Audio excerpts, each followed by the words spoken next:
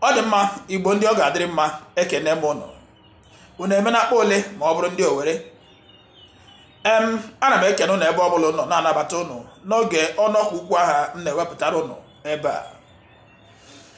Ka m kene ndị niile bụ ndị zibatara ozi n'izuụka gara aga.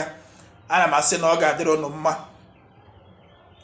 Amakwara m na imerime n'ime ụnụ bụ ndị sịrị na ha chọrọ ịgụ ihe edemede nke nwanne anyị nwoke bụ Tony Nwezigwe Nwankwọ dere maka okpokiri a na-ekwu maka ya bụ Asari Dokubo na-amaghị ebe mmiri bidoro maba ya. Ama m na imerime n'ime ụnụ zibatara m ozi si na ha chọrọ ịgụ ya bụ ihe edemede. Dịka m zitere ụnụ, ama m na ụnụ gụrụ ya, fụkwanụ ihe a na-ekwu, mara onye nwa amadi a bụ n'ụdị mmadụ ọ bụ. Ka m kelesịrị ụnụ, ka m na-ekenekwa otu nwanne m nwoke ya bụ Azụka Anazodo. Ihe nji na-ekene gị bụ maka na ọ naghị adị mma mmadụ iri ọdụ rie nkata. Mmadụ iri ọdụ rie nkata anaghị adị mma. Mmadụ iri thank you rie very much ọ naghị adị mma. Ya bụ ọbụladị Chineke n'onwe ya anaghị eji ihe metụtara appreciation egwu mere na o ji bụrụ na mgbe onye nwe Jesu Kristi gwụrụ mmadụ iri, otu onye alọchi ya tabi ekene ya. Ọ jụkwara sị, unu dị mmadụ iri mere ihe ọma, mana sọgụnwa bụ onye chi ya tara bịa kene, kedu ebe mmadụ itoolu ndị ọzọ dị? Azụka Anazodo, nwanne m nwoke, ịnọ na Austria, ana m ekene gị. Ọ ga-adịrịrị gị na mma. Ihe ọjọọ ọbụla ga-eme gị, ya gaba ebe ni ga-eme ndị agha. Onye ọbụla chere gị ọnwụ ga-anwụ. Onye ọbụla ichekwara na ọnwụ ga-anwụkwa, maka na ọ nwere ihe o mere gị iji chere ya ọnwụ. Ọ dị mma, nke a m kwuru bụ okwu, mana ama m na o nweghị onye ị na-echere ọnwụ, mana ihe m na-agọ bụ onye ọbụla chere gị ọnwụ ga-anwụ. Azụka Anazodo kirisiri ọnọkọ n'izuụka gara aga, were nnọọ aka ya si m n'ekwentị si m zitekere m ozi akara ụlọ akụ gị ka m nkwanye gị aja n'ukwu na ihe ị na-eme dị mma. Ọ nụbekwedị mgbe aha na m rịaburu ọrịa mkpọnwụ ahụ, ya bụ nke na-akpọ stroke, na m ka nọ na-agbake na ya bụ ọrịa stroke. Ọ nụbeghị ya. Ihe ọ sịrị mbụ ka ya kwanye m aja n'ukwu na ya fụ na ihe m na-eme dị mma. Meche ma ọ na-egwu egwu ma ọ bụ ka esi ekwu okwu, mana na-atụfughị oge ma a sị na nsogbu adọrọ ọwụ uche na-abọji onye ọrịa egbubeghị onwe ya. Ya chee ebe a, ya chee ebe a, o nwere ike chee m regidekwana ihe a nwa ugbu a, kedu uru ọ bara? O nwere ike sị ka ya ji aka gbuo onwe ya, ya chegharịa kwa echesi mgbuokwana onwe m ugbu a, ọ bụkwa na m emecha gbake n'ọrịa. Ọkwa ịfụgo ya, ya bụ uche na-abụ mere na ọbụladị mgbe m na-arịa ọrịa stroke ejere m aka gbuo onwe m, maka na o nwere onye maara na aga m emecha wee gbake dị etu a m dị taa. Dịka onye ụkọchukwu gara na otu parish gaa kwụsịa mass ka ọ na-akwado ịna ndị Christian mother ebukọcha ihe dọnyejori ya n'ime ụgbọala. Ya nwajikwa aka ya mepee boot adọnyecha ihe n'ụgbọala ka ọ na-ekene ndị nne m ama. Ọ sị ha ọ na-agba na mana atụghịkwa m anya nke a. Ọ tụghịkwa anya nke a, mana o bukwara ya wee na o mepekwara boot adọnye ihe niile. Ya bụ nwanne m nwoke Azụka Anazodo, atụghịkwa m anya nke a, mana anabatakwara m ya. Onye nwe m gọzie gị. Na nke taa, e nwere ụmụ ihe ole ma ole m ga-etinye ọnụ, mana tupu m aga n'iru ka m mee ka gị bụ nwafọ Igbo mara na mmadụ adịghị mma ịdị ka ihe eji wee kọọ ya ọnụ. Onye a na-achị ya na-achị onwe ya, ọ bụrụkwa ezigbo ihe. Ọ na-adị mma dịka ndị Igbo na-ekwu na agbasi ọsọ agụọ maịl. Were gbalụ gwujie ji, emesịa a ga-ehulata ala wee chọba ya. N'ihi gịnị? Agbasi egwu ọla n'ukwu. Ihe na-enweghị mgbanwe n'ụwa bụ mgbanwe n'onwe ya. Ọ bụrụkwa na ma mmadụ ọ ga-agbanwekwa agbanwe, ma ihe ọ ga-agbanwekwa agbanwe, ọ bụ ihe kwesịrị ekwesị ejiri sị gị change is constant. Mgbe ụfọdụ mmadụ nwere ike mekata ihe o nwee ebe ọ ga-emeruo ya, ikekwe ya rie adụdụ onwe ya ọdụ wee nwee mgbanwe. Ọ bụ na onye ahụ nwee mgbanwe, ya bụrụzie nke ndị mmadụ maọbụ ndị bekee na-akpọ repentant, ya echegharịa. Mana abịakwana ya repentance ahụ, ya bụ nchegharịa, enwere ezi nchegharị, enwere repentance na-esi mmadụ n'obi, mana etere ugbo etere azụ. Ọ bụ n'ọnụ mmiri okwu mmadụ bụ ka mmadụ si eme ihe ka ị ga-esi wee mara ma ọ nwere ezi nchegharị ma ihe o mere ọ bụ sọ nchegharị. Tata aga m egosi unu ofu nwanne anyị nwoke, unu makwara onye ọ bụ ọfụma, ya bụ nna anyị ukwu Raf Ụwazulike. Unu nụrụ ihe si ya n'ọnụ, unu amara ma nna anyị ukwu a o mere nchegharị ugbu a ma o mere ezi nchegharị.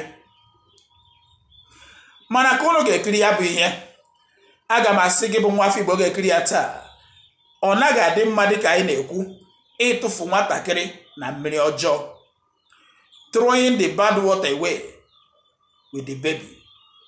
Mana ofu ihe m ga-arịọ gị bụ ka ị na-ekiri ya bụ ihe tata, ka ime dịka a na-ekwu n'okwu. Mgbe ụfọdụ a na-asị were okwu mmadụ hapụ onye ahụ maọbụ hapụrụ ya omume ya. Mgbe ụfọdụ ị nwere ike were ozi mmadụ ziri hapụ onye ziri ya bụ ozi. Ya bụ take the message, forget the messenger. Take the message, leave the messenger. Ejile maka the messenger abụrụ ezigbo mmadụ gị hapụzie iwere meseji n'onwe ya bụ ezigbo ozi. Ka m ga-egosi unu ya bụ ihe taa, ka jikere na ire wee gụọ eze anyị ọnụ ka unu na-ekiri ya. Ihe niile o kwuru taa n'uche obi m, maka n'uche obi onye adọrọ njọ, bụ ihe ọ ga-abụ eme ma ọ bụ asị na ọ ga-ekwe mme, ya dịrị ndị Igbo mma, ya dịrị IPOB mma, ya dịrị ESN mma, ya dịrị DOS mma, ya dịrị onye ndu Nnamdi Kanu mma, ma dịkwara Biafra n'onwe ya mma.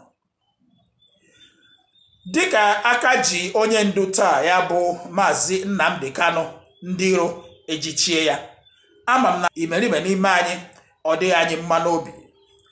O nwekwara ndị ọ dị mma n'obi, ya bụ ndị osochiegbu ndị anyị nwere n'ala Igbo, ndị fọmfọju akpa, ndị ala dị mma bụ uru ndị nze, ndị ibi dara ele bụ uru dị nta.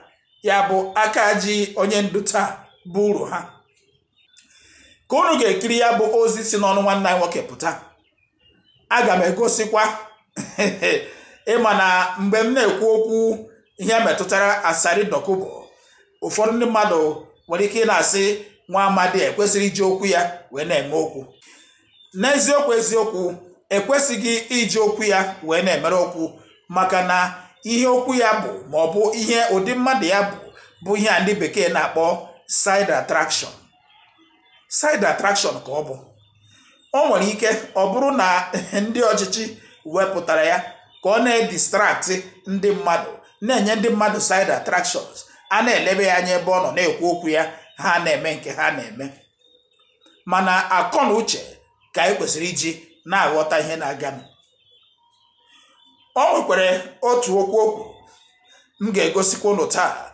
Onye anọzi ugbu a na-ebu one Nigeria n'isi, na-eti na onye na-achị ala Nigeria bụ nna ya, na-asị Nigeria bụzi nke ya na ọha nwe ya.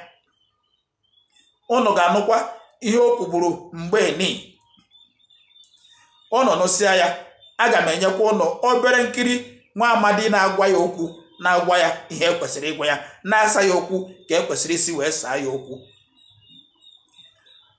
Ọ bụ na unu kirisia ihe ndị a niile, unu ewerezi iru unu gụọ eze unu ọgụ, mara ma ihe a nwanne anyị nwoke bụ Raf Ụwazulike kwuru metụtara ụzọ ọ ga-esi wee dị mma, ma elebe ya anya ma o kwesịrị ịdị mma. Maka etere ugbo etere azụ, ọ bụrụ na enweghị ịdị n'otu, nwanne, ihe niile anyị na-eme bụ nke ndị bekee na-akpọ babash. ọ bụrụ na ọgbaghara ga-anọ mana ESN mana DOS mana IPOB enwegasịa ọgbaghara dị iche iche, ọ bụrụ na ọ dị etu a eche m na ụkwa anyị na-apị a ga-apịta ya mkpụrụ. Unu ga-anụkwa ọbụladị nke nwanne anyị nwoke ya bụ onye ọkaikpe ndị so na-ekwuchite ọnụ onye ndu n'ụlọ ikpe ya bụ Ejiofọ. Unu ga-anụkwa nke o kwuru metụtara nwanne anyị nwoke bụ Simon Ekpa nakwa ihe ọ sị onye ndu mere nke ọ sị na ya hụrụ n'anya. Unu nwa na-ekirizi ekiri, ọnụ a ka ọ dịrị ịga na comment section ga-akwa gwa m maọbụ eziokwu maọbụ asị. N'ihi gịnị? Agadi nwaanyị tụgbuo m na asị, onye ka m ga-ajụkwanụ? Onye tetara ụra si gị na mmadụ 10 bara ọgụ na nrọ n'abalị ya akụgbusia ha ncha, onye ka ị ga-ajụ? Ị ga-agba ya ụka isoro ya wee rọọ nrọ? Ọ bụrụ na ụdị okwu a si n'ọnụ nwanne anyị nwoke bụ Ejiofọ wee pụta, anyị makwara ụdị mbọ ọ na-agba, marakwa ụdị ihe ọ na-eme, mara ka o si wee nọrọ onye ndu ya bụ Nnamdi Kanu nso, mara ka o si bụrụ otu onye n'ime ndị na-ekwuchite ọnụ ndị IPOB n'ụlọ ikpe n'ala Naịjirịa. Ọ bụzi na ihe dị etu a si ya n'ọnụ wee pụta, nwanne amazi m onye mbụ ịgba ya okwu, mana ụnụ nwa maara nke ebe eziokwu. Ụnụ nwa na-ekiri ekiri imerime n'ime ụnụ nọ mana Finland mana UK mana US mana Australia mana Dubai, ebe ndị a niile ebe ụnụ si ozi ụnụ si na-erute aka ebe a nakwa mpaghara ụwa ndị ọzọ dị iche iche. Ụnụ ga-ama nke ebe eziokwu. Gaa na comment section gwa m nke ebe eziokwu, maka na ọ bụrụ na atụpụ nkịta akụrụ oge egosi ya, ọ ga-adị ka atụrụ ya mbọ. M kwuru ụnyaahụ na m ga-ebido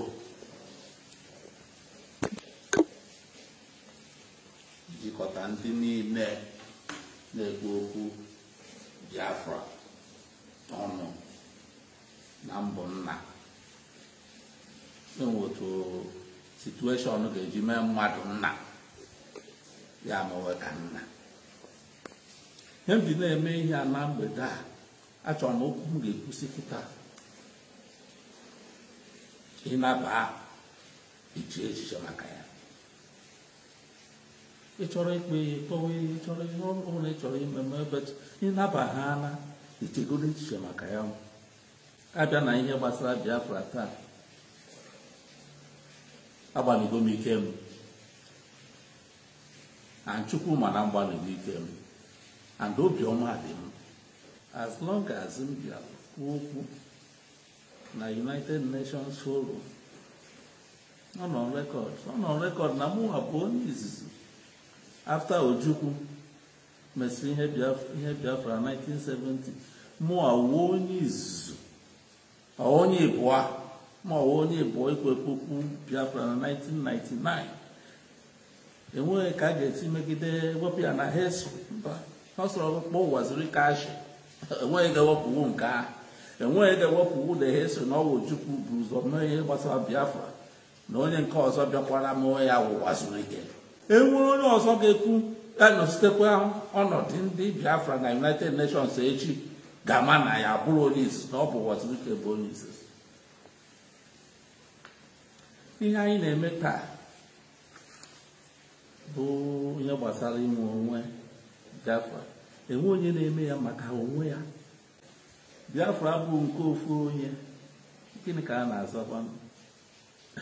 Onye mgbe a na-azọta Biafra taa, ofu onye sị na ya ga-awụ anọ n'ime Biafra. Ọ dịghị okpere omume.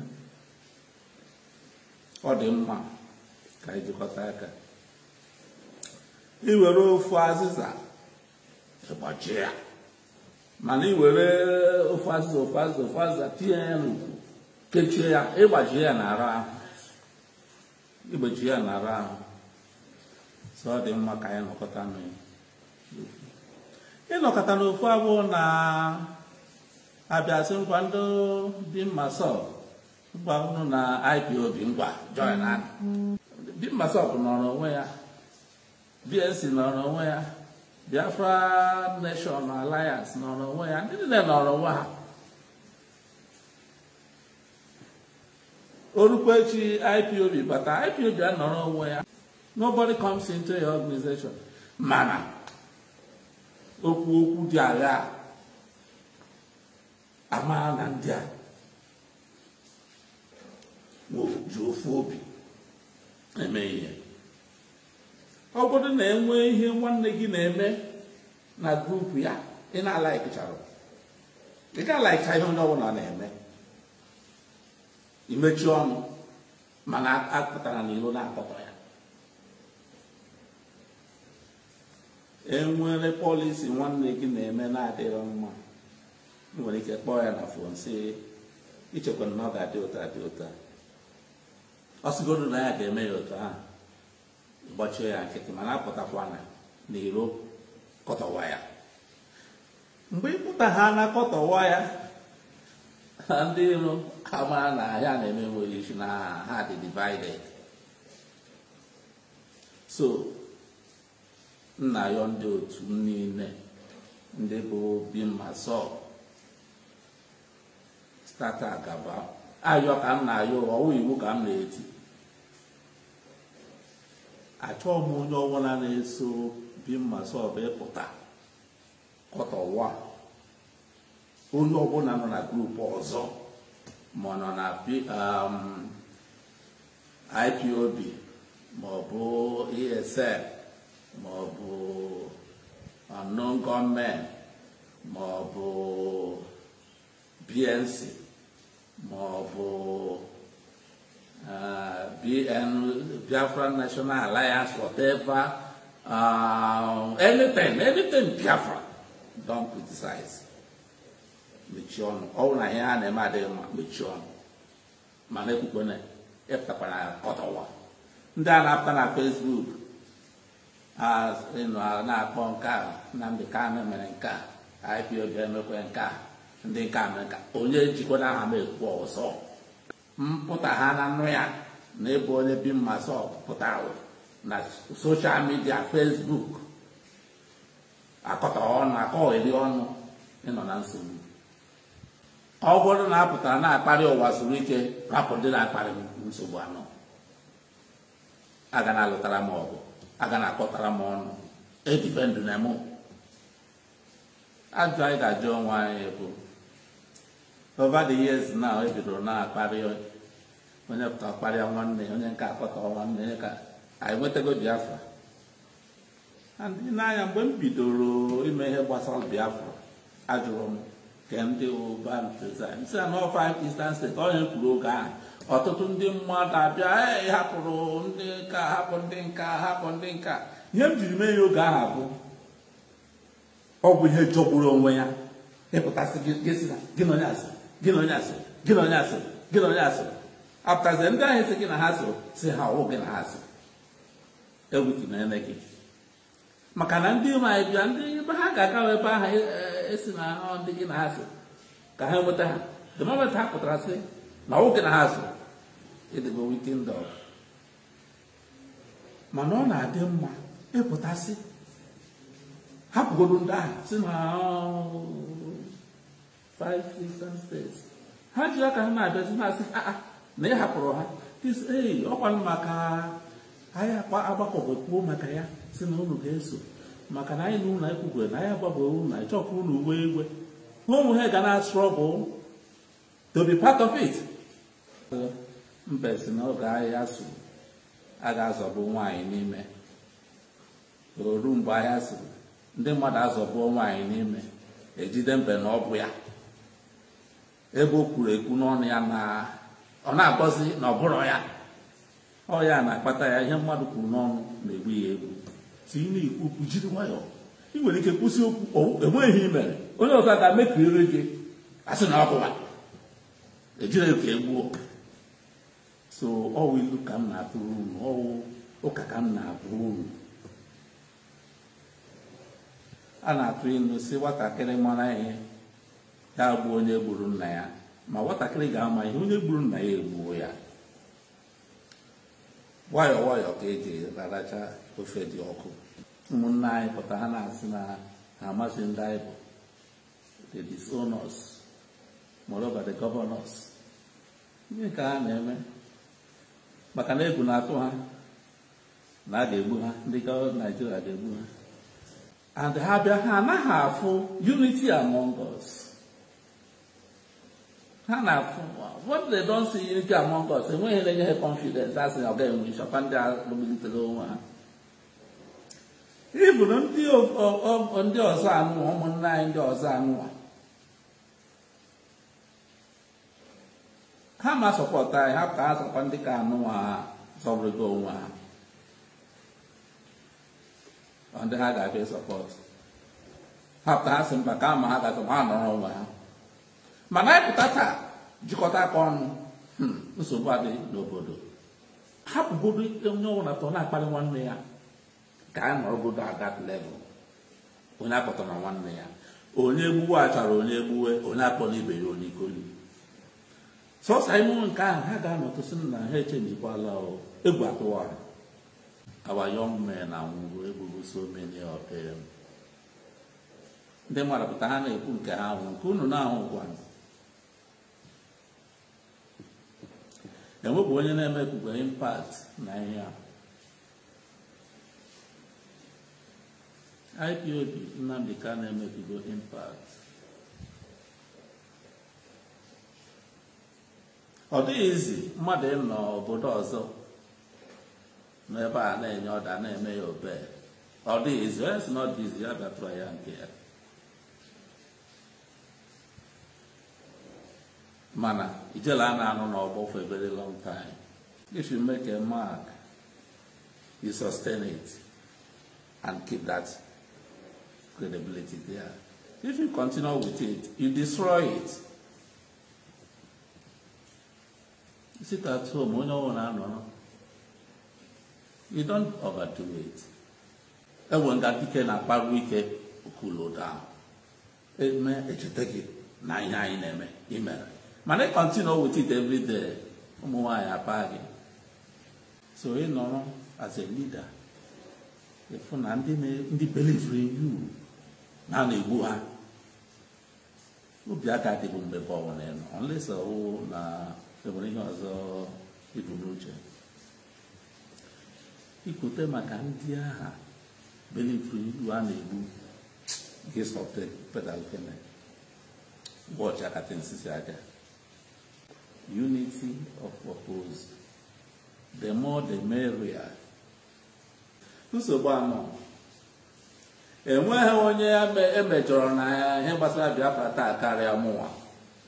A blackmailụrụ m nke dị egwu.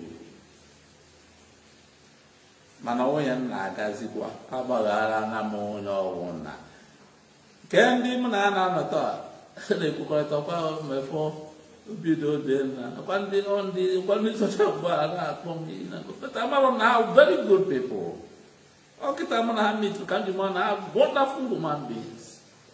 Ka a bịakọta ọnụ enwezi ihe mụnwa na-achọ ihe m ga-anọta ahụ ijikọta ọnụ Kenya na-azọ we are all fighting for the same thing. I will support him and I support him and I'm supporting him.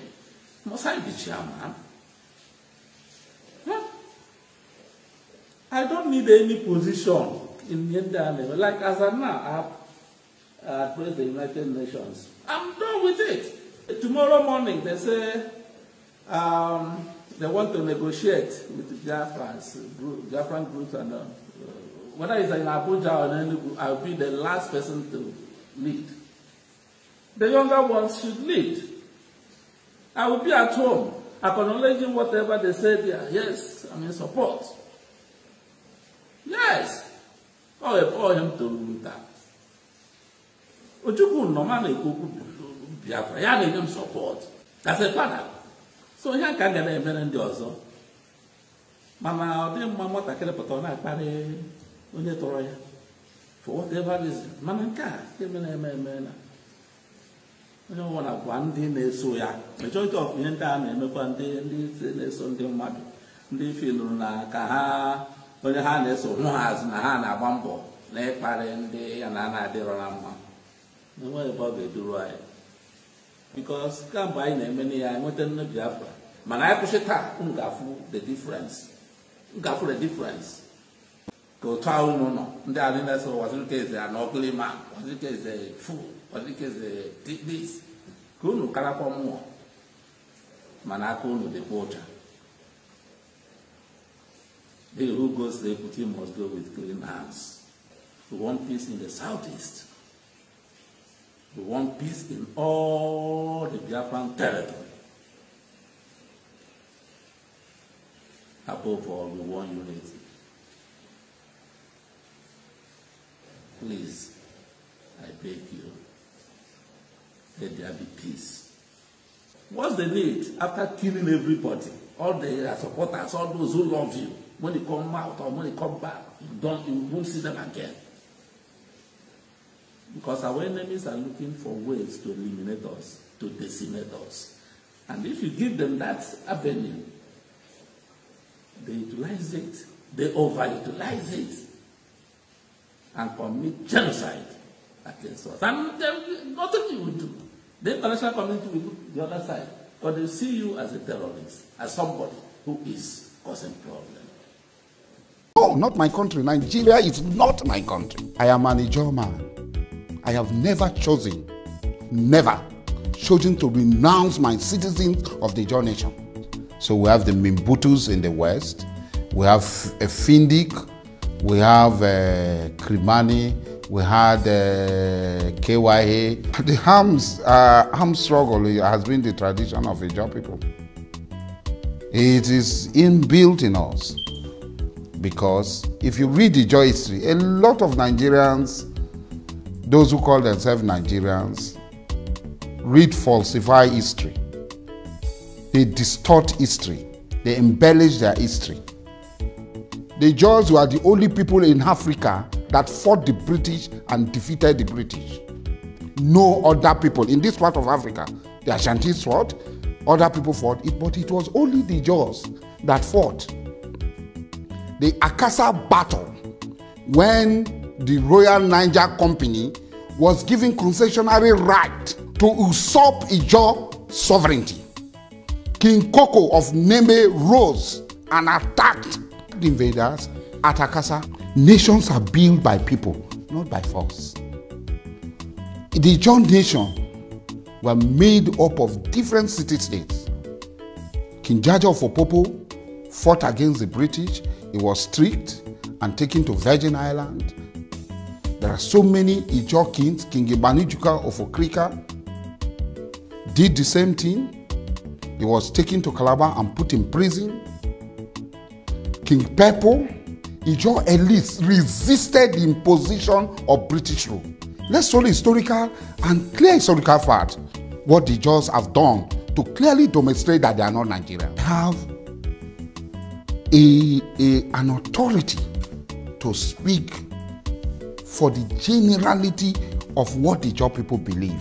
And these are historical, they are documented here and abroad. What the Ijaw kingdoms of New Calabar, Grand Bonny, Nembe Brass did was to sign treaties with the British Crown. They never ceded. They never ceded their sovereignty to Britain, like, for example, Lagos ceded a sovereignty to Britain. The Sokoto Caliphate was defeated.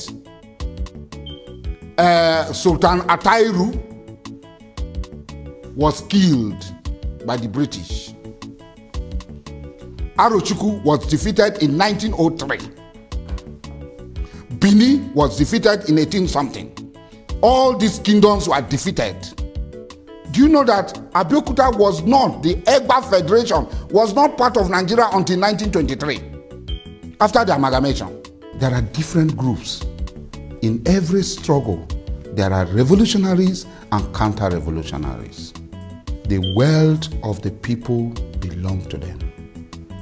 And they have the right to take their wealth in any way and use it. The apartheid law of the Nigerian state that gives somebody from Madugri oil well in Ikube, that gives somebody from Sokoto oil well in Po, that if you come to Ogoni land and take the oil of Ogoni people, what is the relationship between me and a Ijaw man and an Hausa man? What is the relationship between me and a Ijaw man and an Igbo man? What brings us together? How are we related? In the 18th something, some European Martians sat down in Berlin and balkanized Africa as if we were meat to be sold after they slaughter a cow. They balkanized Africa, and it is very shameful. This is where we get it wrong, that you accept an evil. These European balkanized Africa and decided that Africa, some people should become Belgium territory, some people should become British territory, some people should become German territory, some people should become Portuguese territory, Spanish territory. This is an evil. And this is the root of the problem. It is for the purpose of self-determination, which is the inalienable right of all people, according to the UN Declaration of People's Rights. It's an inalienable right of all people. The African Declaration of People's Rights clearly states that every human being has a right to self-determination. When Nigeria has a military that says an Ijaw man should not be an Ijaw man, it should become Wazobia. That my child cannot speak Ijaw again. That Nigeria recognizes 4 languages: English, Hausa, Igbo, Yoruba. They call it Wazobia. That means an Ijaw man has no right to speak my language. There are nations in this world that are less than 20,000 people in the Caribbean.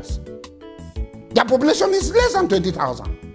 If Ogoni people says, we the Ogoni people have decided to be an Ogoni nation, nobody has the right to tell them to become Nigerians. A group of people were bribed with money that the government wants Ijaw oil to flow, want a Chekri oil to flow, want Orobo oil to flow, want Igbo oil to flow. And all of a sudden, they decided, why don't we bribe them part of the money? And they bribed them. So I went to court for the court to interpret whether me, Alhaji Mujahid Dokbasare Alawe Diabali of the Kingdom of Calabar is also included in that. The treason charges are still on my head. What the government do is to put nolly prosecute, to stop prosecuting me. These are the only 2 ways government can clear somebody of crimes. The laws must originate from the people. The people must consent to be under that law. You cannot sit down in New York and legislate for the people of Asari in Ijaw land. A terrorist is somebody who kills for the purpose of drawing attention to himself. There might be Boko Haram terrorists. All Boko Haram, whatever they call themselves, might not be terrorists. There is a demarcation in our Niger Delta struggle. There is a terrorist called Emioka, who is a terrorist, who people like us were shouting before the government realized. Have been shouting. My publications are there that this fellow is a terrorist. If they award amnesty to some people in the Niger Delta, then there is nothing stopping awarding amnesty to any other. But if the fundamentals of their struggle is self-determination, then it's similar. In the Niger Delta, there are some people who are struggling for their pocket. Some are struggling for their stomach. Some are struggling for resource control. What sort of injustice, what sort of corruption that you, I don't know where you are from, that in your village, somebody will be sent from Ibadan to come to your village and take the resources from your village. He's not taking it alone. When he's taking it, he discharges toxic waste that harm the environment, degrade the environment, that kills the environment. He pollutes the air that you breathe. New sicknesses, acidic rain, all sort of things comes with it. When I talk, I'm fighting for my stomach, but somebody from Mina who lives on an hilltop should sign a paper and give it to one seamstress, tailor, woman, what do they call woman? Tailor. That a tailor who sews clothes for his wife should be awarded oil blocks and she become the richest black woman in the world for doing nothing. First and foremost, we must go to a round table, a sovereign national conference, that Britain brought all of us together. We don't want to fight. I watched you again on Tuesday night when you came out again and exhibited that well familiar and stark uncleverness of yours again.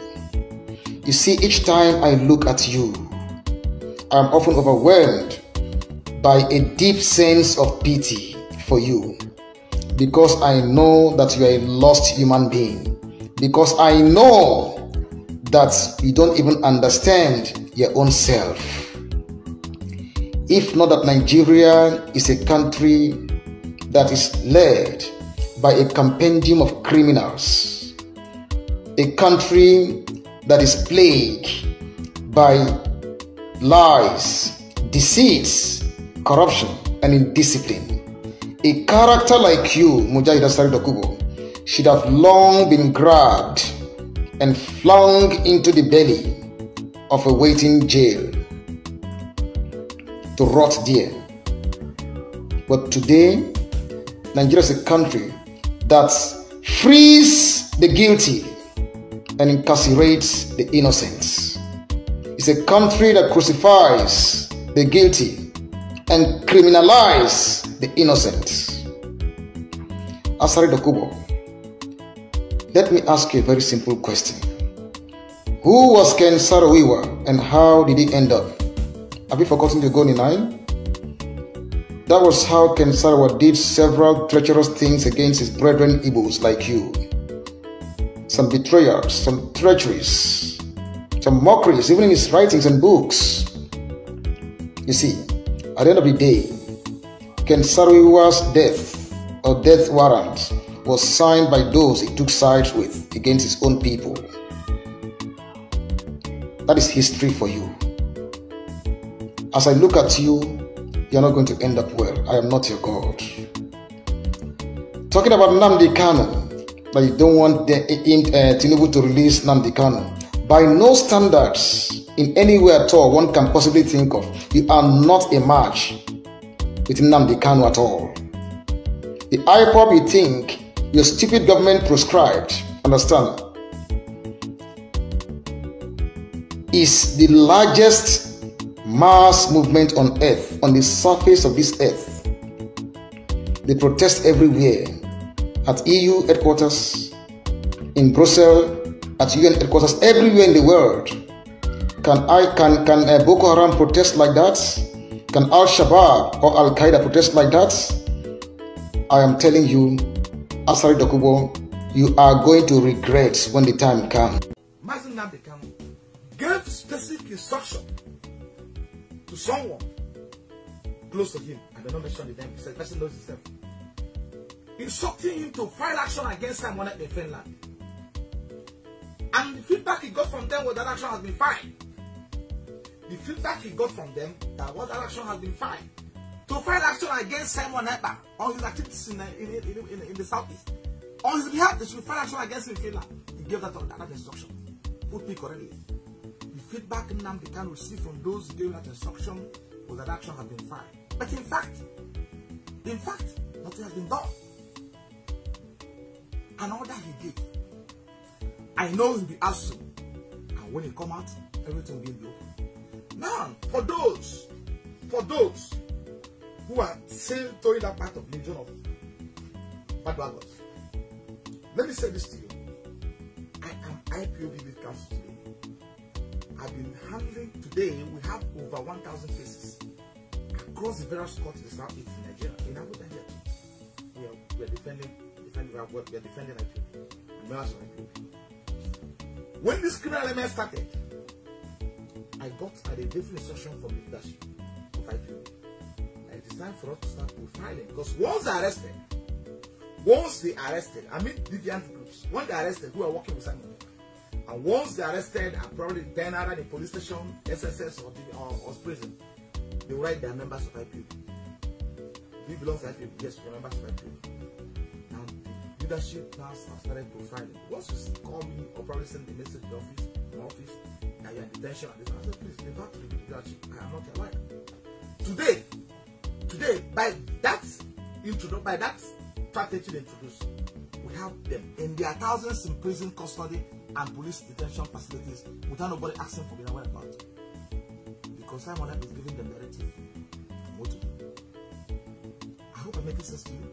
There are many of them today in various detention facilities across the states without somebody asking them what is happening, how can we get you out? Because some of them may have been either arrested in the course of enforcement at home, which has been called off by leadership and by Nnamdi too. And they enforce someone will sleep in Finland and wake up and say and declare that shutdown of the entire house for the 2 weeks. Why is it appears not that he's having a field day, he's not having a field day. It appears that he's having a field day in the eyes of people who don't understand what's happening in the secret. Is that the government is aiding them. So why I'm saying that the government is aiding them, not the Nigerian security agency aiding them. No, I'm saying that. They have every intel. They have intel at their disposal about the workings of Simon and his group, including communications, including narratives they are giving to their group. They have them in their position today. Tell me what they've done with that. Now let me tell you what's happening. I've mentioned the number of days, the length of the number of days that will be publicly issued statement distancing the global movement from the activist Simon. I've mentioned it here, right? Now, what they've indulged in doing now is that those people, those criminal elements, wherever they are, they find themselves, they will go and procure IPOB insignias, like flags, like probably what do you call it, like flags and cap, everything. So when they are seen, probably when they are caught, the security agents will come and tell you that these are IPOB members. How many defense you know? So driving home point that these people are IPOB. But thankfully today, we have leading mainstream media like BBC, Rise, who have come to reality that look, these are not IPOB people. They call them what they call them by their proper names. Because the moment to be able to identify that these people are not this and these people are this, you can be able to deal with them. But once you know that these people are not this, and out of mischief, they are muddling them up together. Because you want to portray IPOB in that light before the international community. When in fact, there are people who are doing that. They have all it takes to arrest them. They have all it takes to stop it. But they're happy because of what's happening. They want on the arrest to continue. Ọ bụrụ na ụdị okwu a si n'ọnụ nwanne anyị nwoke bụ Ejiofọ wee pụta, anyị makwara ụdị mbọ ọ na-agba, marakwa ụdị ihe ọ na-eme, mara ka o si wee nọrọ onye ndu ya bụ Nnamdi Kanu nso, mara ka o si bụrụ otu onye n'ime ndị na-ekwuchite ọnụ ndị IPOB n'ụlọ ikpe n'ala Naịjirịa. Ọ bụzi na ihe dị etu a si ya n'ọnụ wee pụta, nwanne amazi m onye mbụ ịgba ya okwu, mana ụnụ nwa maara nke ebe eziokwu. Ụnụ nwa na-ekiri ekiri imerime n'ime ụnụ nọ mana Finland, mana UK, mana US, mana Austria, mana Dubai, ebe ndị a niile ebe ụnụ si ozi ụnụ si na-erute aka ebe a nakwa mpaghara ụwa ndị ọzọ dị iche iche. Ụnụ ga-ama nke ebe eziokwu. Gaa na comment section gwa m nke ebe eziokwu, maka na ọ bụrụ na atụpụ nkịta akụrụ oge egosi ya, ọ ga-adị ka atụrụ ya mbọ. Ọ bụrụzie na ihe a Ejiofọ kwuru banyere Simon Ekpa bụ eziokwu, ma na-ajụzi kedụzi ebe akwa ugbu a, ebe ọ bụ na aka ka ji onye ndu, onye bụzi onye na-akwọ ụgbọ a na-aga. Ụgbọ anyị a eji na-aga ọ bụzi nke ndị bekee na-akpọ autopilot, e programmere ya hapụ ya nyara onwe ya na-aga, ka ọ bụ na a hapụrụ ya nnọọ o ji aka ya na-aga. Maka o jiri aka ya na-aga, o nwere onye na-ahazi ya, ọ ga-akpọ isi n'ukwu osisi. Ka m chetakwara gị ọzọ, ikekwa ya bụrụ na tata bụ izizi na-ekiri ọnọkọ a, gị gaa na YouTube channel a, ị ga-afụgasị ndị nke wepụta mbụ, ga-ekirie ha wee mara ebe anyị si malite, ebe anyị nọ ugbu a nakwa ebe anyị na-aga. Ọ ga-amasịkwa m ma ọ bụ na ka ị na-eme nke a, gaa gba mbọ gaa ebe ahụ enwere subscribe button, ebe ahụ enwere subscribe, metụ ya aka ọ gwụla sọ ihe ị ga-eme imetụ ya aka ya bụ na ị sọskraịbụla na dis channel gị sọskraịbụ ga-enye aka tụsaa ozi ndị a onwe ofu onye maọbụ mmadụ abụghị ma ga-ashịara ha ya bụ ozi ha afụ ya ha ekirie ya ha anụ ihe na-emenụ marakwanụ ebe anyị na-aga onwe groups ndị ma bụ grup ndị Igbo ga-ashịara ha ya bụ ozi ka ha nwee ike na-afụ ya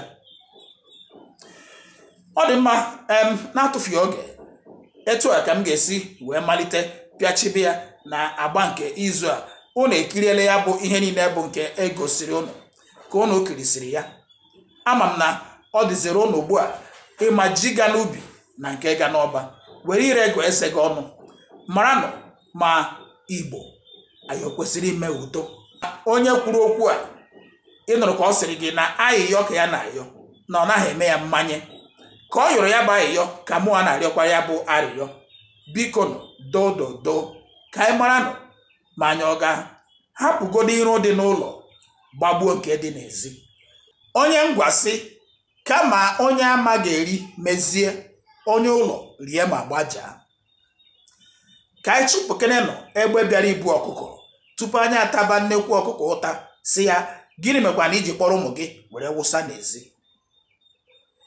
ọ naghị adị mma mmadụ ịnọ ebe ọ na-agba afa ọkụkọ eji achụ àjà anwụọ anyị maara nke bụ eziokwu ka anyị mee nke aha bụ eziokwu n'ihi gịnị ihe a na-agwa onye isi bụ na mmanụ anọghị na nri enweghị ike ịgwa ya na nnu anọghị ya tụlee na okwu ndị a niile na ihe niile unu kiriri taa ka anyị mara nụ ma ya ọ ga-agwa ụra wee gwagharịa ụra ka m na-apụbụ a biko ka m chetakwara gị gbaa mbọ sọskraịbụ na chanel a shia ozi a ka ndị mmadụ wee fụ ya ana m asịzi unu ụbọchị a ga-akpụ isi ga-akpụ afọ ọnụ ka ọ dị ụbọchị Wenezdee m ga-ewepụtakwara unu agba nke ọzọ unu ekiriekwa maka okwu ga na-apụtarịrị anyị ga na-ekwu anyị ga-ekpugide ya tutu ruo mgbe Igbo were mee gịnị wee dị mma ka emesịa